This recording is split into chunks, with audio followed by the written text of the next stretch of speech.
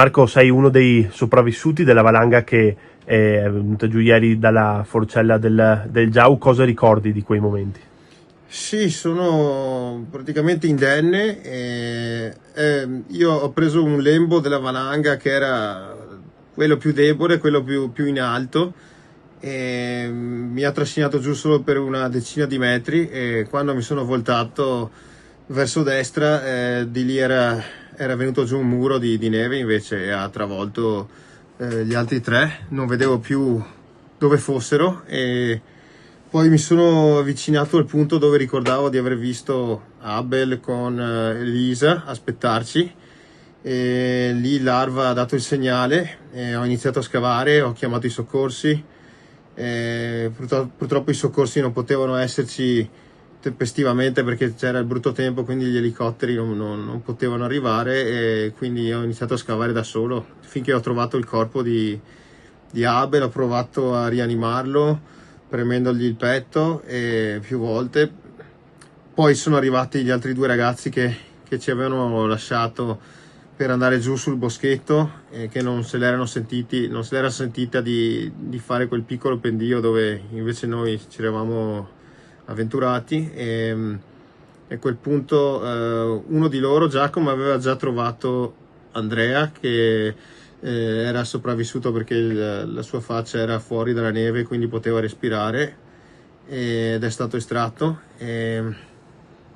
Poi al momento di tirare fuori Abel sono arrivati anche i soccorsi, e poi abbiamo estratto il corpo di Lisa, che però era ancora più in profondità, penso 3 metri e forse anche di più, ed è stata molto dura perché tantissima neve, pesante, bagnata, e eravamo forse in 30 persone lì a scavare e a darci il cambio. C'era anche il cane che aveva fiutato circa il punto, ma perfino le sonde non arrivavano a toccare il corpo perché talmente alta la neve era che non si riusciva a capire esattamente dove fosse. Ecco, quanto è durato il tutto, i soccorsi?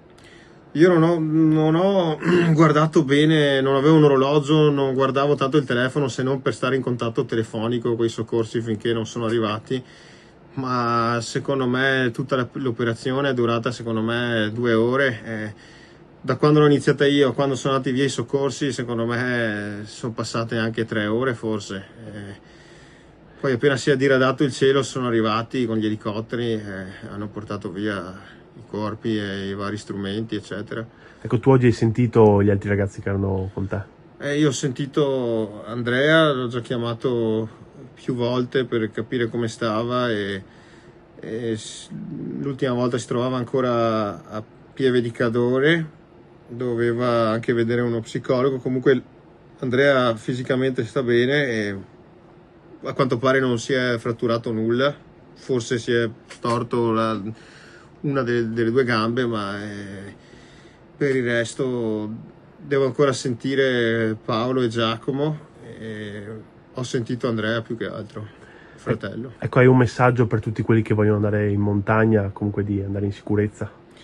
Certo che anche le cose più banali come quella di ieri possono rivelarsi pericolosissime quando c'è comunque un grado 3 di valanga. Bisogna stare su con le orecchie e non fare nulla in più, e stare a casa, oppure proprio fare una breve passeggiata distante dai pendii ripidi e distante dalle rocce, comunque, perché è dalle rocce che si è distaccato il tutto.